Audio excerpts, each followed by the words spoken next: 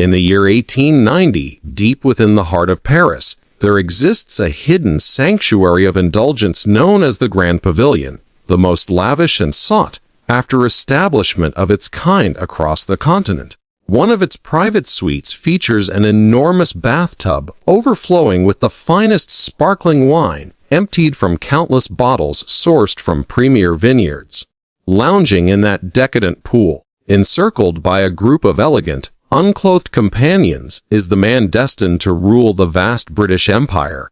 At 49 years old, he carries a robust frame well over 220 pounds, having spent decades in anticipation of a crown that his mother, the reigning queen, seems determined never to relinquish. His name is Edmund Fairchild, Prince of Wales. While his mother oversees the greatest dominion the world has ever known, her son has crafted his own realm, one built entirely on sensual delights and personal freedoms. He has known the company of dozens of lovers, commissioned a specially crafted intimate langar suited to his substantial build, secured exclusive access to luxurious retreats in Paris booked far in advance, and earned a notoriety so profound that his mother once held him responsible for the untimely passing of his father. Yet the annals of history often overlook a deeper truth. Edmund was not merely a man of fleeting amusements. He was someone who endured nearly 6 decades being dismissed as inadequate, fragile, and a profound letdown, a son whose mother openly described him as the root of her deepest sorrows. The tale takes an intriguing turn with one of his longtime companions, a sophisticated woman named Eleanor Hargrove, who happens to be the great-great-grandmother of the present queen consort. This creates an unexpected thread linking today's royal household directly to the opulent shadows of Paris's most legendary pleasure house. But that revelation unfolds much later. To truly grasp it, we must trace back to how a sheltered 19-year-old heir, still innocent in matters of intimacy, transformed into one of Europe's most talked-about figures. It began with a captivating performer from across the Irish Sea, a secretive encounter in army quarters, and a chain of events that hastened his father's decline. This is the hidden chapter in the life of King Edmund VI, the monarch who channeled lifelong rejection into a philosophy of enjoyment and elevated personal liberty into something approaching mastery. Let us journey back to the origins. On a crisp autumn day in November 1841, within the opulent chambers of a grand London palace, a child enters the world amid unparalleled splendor. He is the firstborn son of the Queen and her devoted consort, positioned to inherit the mightiest throne on earth. They christen him Edmund Alexander, though his loved ones affectionately call him Eddie. From his earliest moments, however, his parents view him with a quiet sense of unmet expectations. To appreciate this, one must recognize the nature of his mother and father. They were meticulous planners, deeply invested in perfection. They envisioned shaping an ideal ruler as one might engineer a flawless instrument. Their blueprint was rigid, a comprehensive regimen designed to forge the ultimate sovereign. By the tender age of 7, young Eddie faced a demanding schedule 6 days a week, immersing in ancient tongues, modern languages, historical accounts, mathematical principles, scientific inquiries, philosophical debates, and economic theories. Instructors meticulously noted every misstep, forwarding reports straight to his parents for review. Flaws were dissected, lapses punished, and even brief wanderings of attention met with correction. The challenge lay in Eddie's nature. He lacked the sparkling intellect of his father or the unyielding focus of his mother. He was, in many ways, wonderfully average, and in their exalted circle, average felt like a failing. His elder sister, by contrast, devoured learning effortlessly, mastering multiple languages young, recalling intricate timelines and alliances with ease. She embodied their ideals. Eddie, however, stumbled over basic conjugations, gazed longingly out windows during lessons, and grew restless quickly. He found joy in chatting with household staff, groundskeepers, or anyone who offered kindness without judgment. His teachers penned harsh evaluations. One noted his difficulty sustaining focus beyond brief intervals and his tendency toward frustration when guided.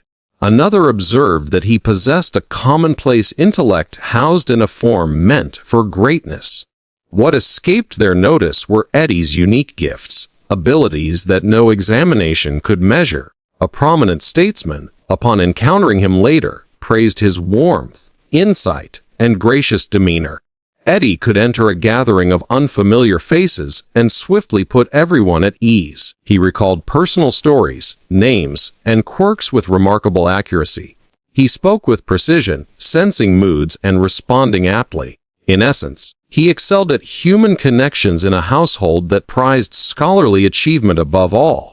His parents, however, saw charm as shallow, affability as unimportant. They valued rigor, restraint, and ethical purity. To his mother, Eddie represented an ongoing source of unease. She frequently measured him against her beloved late husband.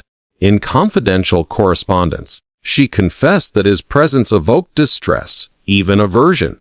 This went beyond mere disappointment. It bordered on disdain. Picture enduring such an upbringing heir to an unparalleled empire, enveloped in luxury yet acutely aware of parental disapproval. Knowing your mother struggles to behold you without discomfort, that no effort will ever suffice. As he approached 19, his parents dispatched him to a military post in Ireland for character building through discipline. Eddie, wary of constraints, was primed for defiance. That defiance arrived through a talented stage performer named Nora Brennan.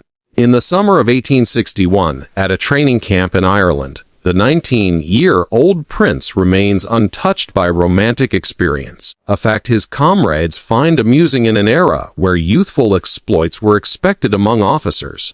Teasing ensues, and his peers decide to orchestrate an introduction. One evening, after curfew, they escort a veiled woman into camp and to his quarters. Nora, graceful and worldly, shares intimate moments with him that night.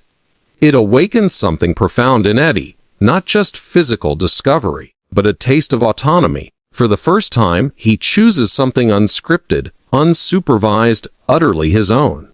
The encounters continue discreetly over weeks, fueling his fascination with this newfound independence. Inevitably, whispers spread. The news travels to London, reaching his ailing father. Devastated, the consort insists on confronting his son despite poor health, journeying through harsh weather to deliver a stern rebuke during a lengthy rain-soaked walk.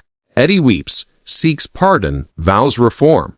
Weeks later, his father succumbs, officially to illness, though his mother attributes it squarely to the emotional strain from the scandal. She writes privately of her inability to regard Eddie without trembling. Now burdened with guilt beyond prior rejection, Eddie faces swift arrangements for marriage to a gentle Danish princess named Beatrice. Young, lovely, and accommodating, Beatrice offers him genuine affection and acceptance, bearing several children. Yet marital fidelity eludes him. While she nurtures their family, Eddie cultivates an extensive circle of paramours across society, performers, nobles, singers, and courtesans. Beatrice, bound by error and status, averts her gaze. His mother, grieving yet resolute, withholds meaningful duties from him for decades, nearly 60 years as heir without access to governance or influence. Denied purpose amid abundance, Eddie seeks fulfillment in Paris's vibrant underworld. The Grand Pavilion epitomizes that era's extravagance, themed chambers evoking distant lands, one perpetually reserved for him at great expense, walls draped in rich fabrics, reflective surfaces overhead, and a grand tub often brimming with effervescent wine for immersive revelry. Indulgence extends to cuisine, contributing to his increasing girth. Multi-course feasts daily, leading to challenges in intimacy. Resourceful as ever, he engages a skilled Parisian artisan to fashion a bespoke recliner of bronze and plush upholstery, ingeniously designed for comfort and versatility, accommodating multiple companions. Among his notable liaisons, first, Vivian Langley, a striking actress whose vibrant presence captivates him for years. He supports her career lavishly until circumstances part them. Next, Margaret Brooke, a spirited society figure whose boldness thrills yet complicates matters through indiscretions. Ultimately, he finds enduring companionship in Eleanor Hargrove, witty, perceptive, and invaluable as confidante. Their bond lasts over a decade. On his deathbed, his wife permits her presence, a poignant gesture amid complex emotions. Eleanor's lineage extends forward. Her descendants include the current queen consort, weaving past indulgences into modern royalty. Upon his mother's passing in 1901, Edmund ascends at 59. His brief reign modernizes diplomacy through personal charm, fostering alliances, earning the moniker peacemaker.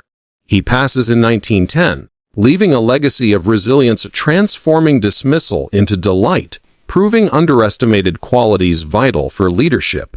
Numerous companions, inventive luxuries, a tub of sparkling wine in Paris's premier haven, 60 years awaiting a throne enjoyed briefly. Villain, survivor, overlooked talent, or simply human, perhaps elements of each, undeniably. Today's royal line traces to a woman intimately tied to that world of excess, a detail history softly veils.